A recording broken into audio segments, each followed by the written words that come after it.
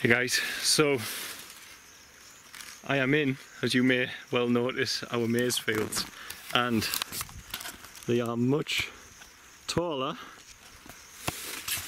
than when you last saw them, I think. So, and I mentioned on a recent video it's harvest time, and it's a very beautiful time of the year here. First and foremost because everybody has plenty to eat. Especially this year we've had a good harvest and good weather, and that's because of this wonderful plant that I have a lot of respect for.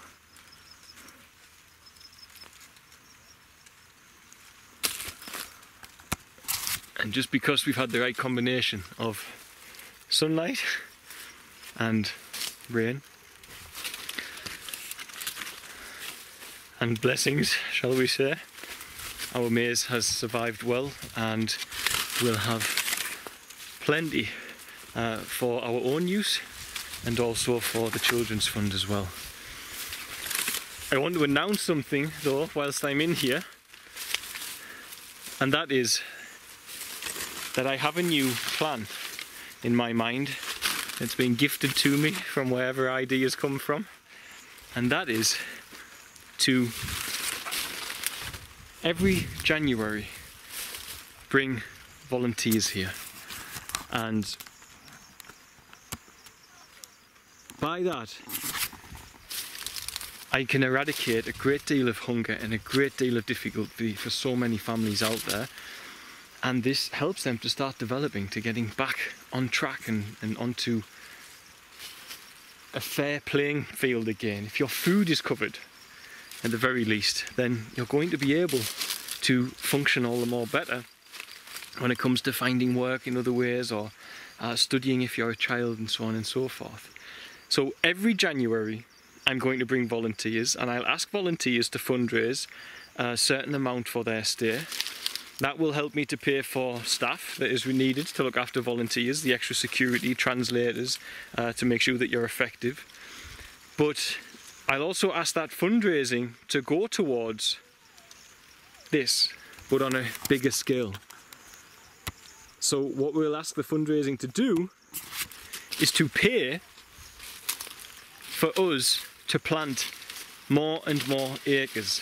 And if some volunteers fundraise way more than what we expect, we can even start our long-term goal of buying our own land, because at present we rent it from the village government, who are quite happy to rent it to us, and everything's fine with that. But buying our own would be much better, because we can build fences and we can look at drilling holes and so on and so forth. On government land, on the village land, not the government, on the village land, then we don't really want to do that. So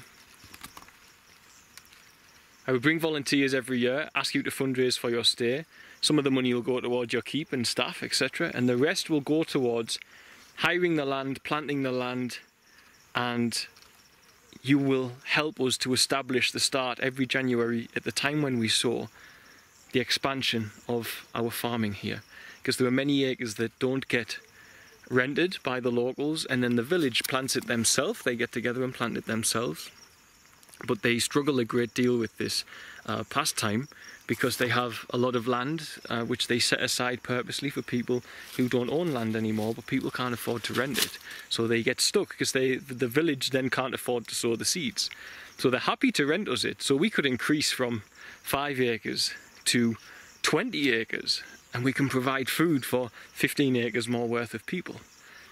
If we did it well, and I got like 20 or 30 volunteers here, and everybody managed to fundraise £500 to £1,000 each, we could get 100 acres. And then I can have a massive impact on food in this area. So I'm announcing that today on our harvest day, whilst we are harvesting. And we could even bring volunteers for harvest time as well to help out with that side of things. But I thought I'd announce that now whilst I'm here, because this is an idea that came to my head. And then we'll always keep some of this, and you'll probably eat it most days that you're here. is this wonderful plant, which you can either just cook it like this, as if that was a rice grain, and cook it that way and make a thing called makandi, or pound it into flour and make a thing called ugali. Or you can just make porridge if you cook it for less time with more water. So,